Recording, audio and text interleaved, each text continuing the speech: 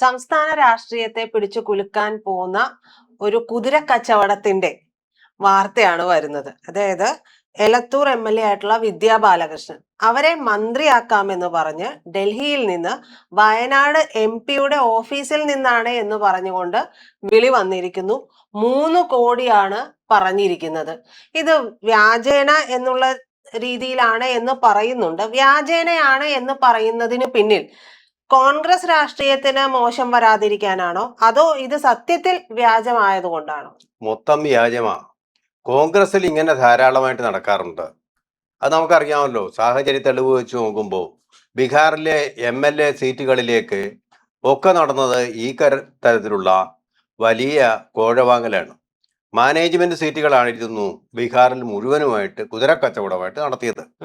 തെരഞ്ഞെടുപ്പ് ഫണ്ടിന് ആവശ്യമായിട്ടുള്ള പണം കണ്ടെത്താൻ വേണ്ടിയിട്ട് ഓരോരുത്തരിൽ നിന്നും 2-3 കോടി രൂപ വീതം വാങ്ങിച്ചാണ് സീറ്റുകൾ ഓഫർ ചെയ്തത്. അത് വലിയ ബഹളമായി. ഈ സീറ്റ് നൽകാൻ വേണ്ടി നിയുക്തമായിട്ടുള്ള കേന്ദ്ര കോർ കമ്മിറ്റിയുടെ ആൾക്കാര് ബീഹാറിൽ പറ്റ്നയിൽ വന്നിട്ട് അവർ ചർച്ചകളുമൊക്കെ നടന്ന് സീറ്റുകളൊക്കെ കുറെ മുഴുവനായില്ല തീരുമാനിച്ചു കഴിഞ്ഞ് വിമാനത്താവളത്തിൽ വിമാനം കയറാൻ പോയപ്പോഴത്തേക്കും ജനങ്ങൾ, അവിടുത്തെ പാർട്ടി പ്രവർത്തകർ, ജനങ്ങൾ എന്ന് പറഞ്ഞാൽ പാർട്ടി പ്രവർത്തകർ, കോൺഗ്രസിന്റെ പാർട്ടി പ്രവർത്തകരെല്ലാം കൂടി വിമാനത്താവളത്തിനാണ് അകത്തു കയറി നമ്മുടെ സംഘടന ചുമതലയുള്ള KC വേണുഗോപാൽ ഉൾപ്പെടെയുള്ള ആൾക്കാരെ അടിച്ചു നിലംപരിചാക്കി. അവര് പിന്നെ വിമാനത്തിൽ കയറാതെ തന്നെ അവിടുന്ന് ഒളിച്ചോടി പോവുകയായിരുന്നു. എങ്ങനെയോ രക്ഷപ്പെട്ടു പോവുകയായിരുന്നു അവര്. അത്രമാത്രം ക്രുദ്ധരായിരുന്നു ജനങ്ങള്. അവർ ഈ മാനേജ്മെന്റ് സീറ്റ് ഓഫർ ചെയ്ത് മെറിറ്റോറിയസ് ആയിട്ടുള്ള കാൻഡിഡേറ്റ്സിനെ തഴഞ്ഞതിൽ ഒരുതരം എയ്ഡഡ് കോളേജുകളിലും മറ്റും കാണിക്കുന്ന തരത്തിലുള്ള ഊന്യാസമാണ് അവിടെ നടത്തിക്കൊണ്ടിരുന്നത്. മനസ്സിലായില്ല? അതിന്റെ ഫലം അവർ അനുഭവിക്കുകയും ചെയ്തു. ഏതാണ്ട് 5 സീറ്റിലെ ബീഹാറിലെ ഒരു കാലത്തെ ആർക്കും തോൽപ്പിക്കാൻ പറ്റാത്ത പാർട്ടിയായിരുന്നിട്ടുള്ള കോൺഗ്രസ് അതപ്പതിച്ചു പോയി. ശുഷ്കമാണ്. ബീഹാറിൽ അവർക്ക് ഇപ്പോ ഫുട് പ്രിന്റ് ഇല്ലാത്ത ഒരവസ്ഥയാണ്. ആ തലത്തിലേക്ക് പോയി മാനേജ്മെന്റ് സീറ്റിന്റെ ആൾക്കാർ. ഇന്ത്യയിലെമ്പാടും നടക്കുന്നുണ്ട്. അവരാവശ്യമായിട്ടുള്ള ഫണ്ട് ഇപ്പൊ സമാഹരിക്കുന്നത് അവരുടെ തന്നെ സ്ഥാനാർത്ഥികളിൽ നിന്നാണ്. ഇത്ര രൂപ എന്നാ സീറ്റ് തരാം, ഇതാണ്. അതുകൊണ്ട് എല്ലായിടത്തും ഇത്തരത്തിലുള്ള കുതിര കച്ചവടം നടക്കുന്നുണ്ട് എന്നുള്ളത് നമുക്കറിയാം. പക്ഷെ കേരളവുമായി ബന്ധപ്പെട്ട് ഇത്തരത്തിലൊരു പ്രധാനപ്പെട്ട വാർത്ത എന്ന് പറയുന്നത് വന്നിട്ടില്ല എന്നുള്ളതാണ്. പക്ഷെ കേരള രാഷ്ട്രീയത്തിലേക്കും ഇത്തരത്തിലുള്ള കുതിര കച്ചവടത്തിന്റെ വാർത്തകൾ ഈ കഴിഞ്ഞ കുറച്ച് നാളുകൾക്കുള്ളിലാണ് നമ്മൾ എന്താ പറയാ റൂമറായിട്ടാണെങ്കിലും ചെവികളിൽ നിന്ന് ചെവികളിലേക്ക് പറക്കുന്ന തരത്തിലൊക്കെ വരുന്നത്. കർണാടക ഉൾപ്പെടെയുള്ള സ്റ്റേറ്റിൽ നിന്നൊക്കെ നമ്മൾ കണ്ടത് ഇവരെ കൊണ്ടുപോയി പൂട്ടിയിടുന്നതും ചാടി പോവാണ്ടിരിക്കാനായിട്ട് എന്താ പറയാ സെക്കൻഡുകൾക്ക് ഇവര് ചാടി പോകുന്നതും കോടികൾ കൊടുക്കുമ്പോ ഇതൊക്കെ പോകുന്നത്. ഇതിപ്പോ കോൺഗ്രസ് ആണ്, കോൺഗ്രസിന്റെ MLA ആണ്, എന്നിട്ട് അവരോട് 3 കോടി ചോദിച്ചിരിക്കുന്നു എന്നാണ് പറയുന്നത്. കർണാടകത്തിലെ കാര്യം പറഞ്ഞു കഴിഞ്ഞാൽ അവിടെ ശിവകുമാർ ഉണ്ട്. അദ്ദേഹം അതുകൊണ്ടാണ് ഇപ്പൊ മുഖ്യമന്ത്രിയായിരിക്കുന്നത്. ശിവകുമാർ പഴയ RSSകാരനാണ്. അദ്ദേഹം ഒരു ശരിയായ കോൺഗ്രസ്സുകാരനൊന്നും അല്ല. എങ്കിലും എന്തുകൊണ്ട് അദ്ദേഹത്തിനെ മുഖ്യമന്ത്രി ആക്കേണ്ടി വന്നു എന്ന് പറഞ്ഞാൽ ഫണ്ട് റൈസർ അദ്ദേഹമായിരുന്നു. മിക്കവാറും അവിടുത്തെ എല്ലാ കോൺഗ്രസ് MLAമാരുടെയും ഫണ്ടുകൾ അദ്ദേഹമാണ് നൽകിയിരുന്നത്. കേരളത്തിലെ KC വേണുഗോപാലിനെ എന്തുകൊണ്ടാണ് മുഖ്യമന്ത്രിയാകാൻ രാഹുൽ ഗാന്ധി ശ്രമിച്ചത്, ആക്കാൻ പ്രതിഷേധം ഉണ്ടാക്കിയത്? അദ്ദേഹമായിരുന്നു കേരളത്തിലെ മിക്ക കോൺഗ്രസ് സ്ഥാനാർത്ഥികളുടെയും ഫണ്ട് റൈസർ, ഫണ്ട് കൊടുത്തത്. അതുകൊണ്ടാണ് ഭൂരിപക്ഷം MLAമാരും 56-ലധികം MLAമാര് അദ്ദേഹത്തെ പിന്തുണച്ചത്. അത് നമ്മൾ മനസ്സിലാക്കണം.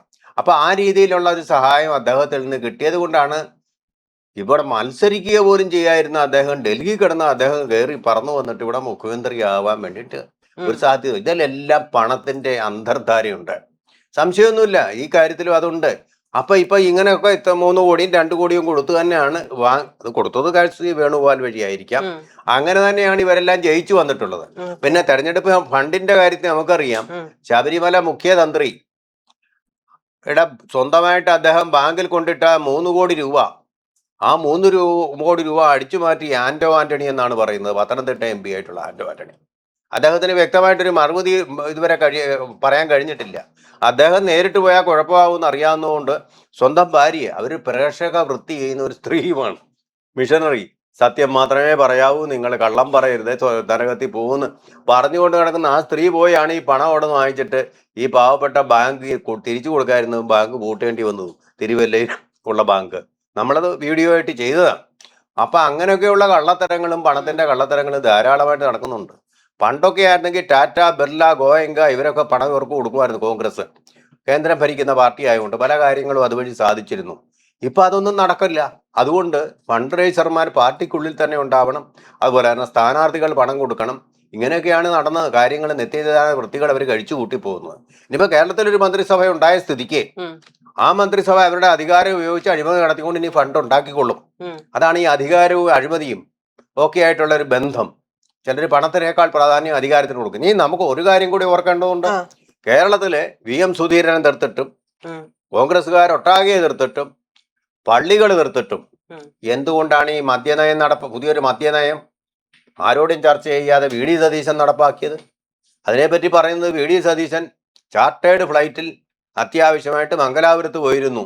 ബർക്കാഡി കമ്പനിയുടെ പ്രതിനിധിയുമായിട്ട് അവിടെ ചർച്ച നടത്തി ഉണ്ടാക്കിയ ഒരു പരിപാടിയാണിത്. പല കാര്യം വാട്ട് അബൌട്ട് ട്രീസ് പലരും പറയുന്നു. കാരണം പിണറായി വിജയൻ ഇങ്ങനെ ആയിരുന്നു, മറ്റേത് എല്ലാ കാര്യത്തിനും അദ്ദേഹത്തിന് വാട്ട് അബൌട്ട് ട്രീസ് ഉണ്ട്. മനസ്സിലായില്ലേ? ഈ പറയുന്ന വാട്ടീസിനും അത് തന്നെയാണ്. വാട്ടീസ് എന്ന് പറഞ്ഞാൽ കള്ളിന് കൊണ്ട് മറ്റൊരു പേരാണ്. ഇത് തന്നെയാണ് അദ്ദേഹം പറയുന്നത്. പിണറായി വിജയന്റെ കാലത്ത് ഇങ്ങനെ നിങ്ങൾ ഈ പിണറായി വിജയനെ ആവർത്തിക്കാൻ വേണ്ടിയാണോ വന്നിരിക്കുന്നത്? പിണറായി വിജയനെ എന്തിനാ തോപ്പിച്ചത്? അദ്ദേഹത്തിന്റെ ആ നയങ്ങളും ഉണ്ടാ. നിങ്ങൾ വന്നിരുന്നിട്ട് അത് പറയാനാണെങ്കിൽ പിന്നെ പിണറായി വിജയൻ പോരായിരുന്നു. എന്ത് വർത്തമാനം നിങ്ങൾ ഈ പറയുന്നത്? അപ്പൊ ആ പണവുമായിട്ട് അഭേദ്യമായിട്ട് അവരുടെ രാഷ്ട്രീയവും അധികാരവും ബന്ധപ്പെട്ടിരിക്കുന്ന കാര്യമാണ്. മനസ്സിലായില്ലേ? അത് ഓർത്ത് സംശയമില്ലാത്ത കാര്യമാണ്. അപ്പൊ അതിന്റെ മറ്റൊരു ലക്ഷണം ഇവിടെ നോക്കൂ. വിദ്യാ ബാലകൃഷ്ണൻ, എലത്തൂർ MLA, അവരെ വിളിച്ചിട്ട് മന്ത്രി സ്ഥാനം ഓഫർ ചെയ്യുമെന്ന് പറയുമ്പോൾ ശരിയായിട്ടുള്ള മഹാത്മാഗാന്ധിയുടെ ആ ഒരു രാഷ്ട്രീയ ആദർശം, അല്ലെങ്കിൽ പോട്ടെ നെഹ്റുവിന്റെ എങ്കിലും ആദർശം പിന്തുടരുന്ന ഒരാളാണെങ്കിൽ ആദ്യം എന്താ ചെയ്യേണ്ടത്? ജൂലൈ 4-നായി സംഭവം നടക്കുന്നത്. ജൂലൈ 4 നടന്ന സംഭവം അപ്പൊ തന്നെ പോലീസിന്റെ ശ്രദ്ധയപ്പെടുത്തണ്ടേ? സൈബർ സെല്ലിനെ അറിയിക്കണ്ടേ? എന്നിട്ട് ഇവരെന്താ ചെയ്തത്? വിദ്യാ ബാലകൃഷ്ണൻ നല്ല വിദ്യയാ സ്വീകരിച്ചത്. തരാം, ആവുന്നെങ്കിൽ മന്ത്രി ആയിക്കോട്ടെ, പണം തരാം. കാരണം ഈ മന്ത്രി ആയി കഴിയുമ്പോൾ 3 അല്ല 30 കോടി ഉണ്ടാക്കാമല്ലോ. ബാക്കി 27 കോടി ലാഭമല്ലേ? ഇതാണ് ഇവരുടെയൊക്കെ കച്ചവട മനസ്ഥിതി. Politics is the most lucrative business എന്ന് പറയുന്നത്. സാർ, ഈ ഫോൺ കോളിൽ വരുമ്പോ വാട്സപ്പ് കോൾ ആണ് വരുന്നത്. അപ്പൊ സംശയം തോന്നി MLA ഇത് MP-യുടെ ഓഫീസിനെ അറിയിച്ചു എന്നാണ് പറയുന്നത്. അപ്പൊ അങ്ങനെ ഒരു ഫോൺ കോൾ വന്നിട്ടില്ല എന്ന് മറുപടിയുണ്ട്. അപ്പോ സൈബർ സെൽ ഇപ്പൊ അന്വേഷണം തുടങ്ങുകയും ചെയ്തിട്ടുണ്ട്. ഡൽഹിയിൽ നിന്നാണ് വന്നതെന്ന് സൈബർ സെൽ കണ്ടുപിടിച്ചു. അതെ അതെ. ഫോൺ കോളില് മന്ത്രിയോട് ഇംഗ്ലീഷിലായിരുന്നു. വയനാട്ടിൽ നിന്ന് MP-യുടെ ഓഫീസിൽ നിന്നാണെന്ന് പറഞ്ഞാണ് വെളി വന്നത്. അതായത് പ്രിയങ്ക ഗാന്ധിയുടെ ഓഫീസിൽ നിന്ന്. അതെ, അതില് ഇംഗ്ലീഷിലാണ് സംസാരിച്ചതെന്ന് പറയുന്നുണ്ട്. മന്ത്രിയാക്കാമെന്ന വാഗ്ദാനം തട്ടിപ്പാണെന്ന് ബോധ്യപ്പെട്ട MLA അപ്പോഴാണ് പരാതി വരുന്നത്. പണം തരാമെന്നും എങ്ങനെയാണ് നിങ്ങൾ തന്നെ മന്ത്രിയാക്കാൻ പോകുന്നതെന്ന് തിരിച്ചു ചോദിച്ചു. ഏകദേശം ഒരു 10 മിനിറ്റ് ഇവര് സംസാരിച്ചിട്ടുണ്ട്. അതിൽ മന്ത്രിയാക്കാൻ നടത്തുന്ന ഓപ്പറേഷനും വിവരിച്ചിട്ടുണ്ട്. പിന്നീട് കട്ട് ചെയ്ത പിന്നെ നമ്മൾ ഫിൽട്ടർ ചെയ്തിട്ടാണല്ലോ കൊടുക്കുള്ളൂ. പിന്നീട് കട്ട് ചെയ്ത് MP-യുടെ ഓഫീസിൽ വിളിച്ചതിന് ശേഷമാണ് എന്നൊക്കെയാണ് പറഞ്ഞത്. അപ്പൊ ഇത് പറയുമ്പോഴും ഒരു കാര്യമുണ്ട്, മന്ത്രിസഭ പുനഃസംഘടന വരാനിരിക്കുകയാണ്. അതെ അതെ. അല്ല, പുനഃസംഘടന നടത്താൻ പോവാണെന്ന് പറഞ്ഞാണ് ഓഫർ വന്നത്. വിശ്വസിക്കാതിരിക്കാൻ പറ്റില്ല. ബർക്കാഡിക്ക് ടാക്സ് ഇളവ് ചെയ്ത് കൊടുക്കുന്നു പണം വാങ്ങിച്ചുകൊണ്ട്. വിഴിഞ്ഞത്തിന് ഷെയർ വിൽക്കാൻ വേണ്ടിയിട്ടുള്ള സൗകര്യം ചെയ്തു കൊടുക്കുന്നു, ന്യായീകരിക്കുന്നു.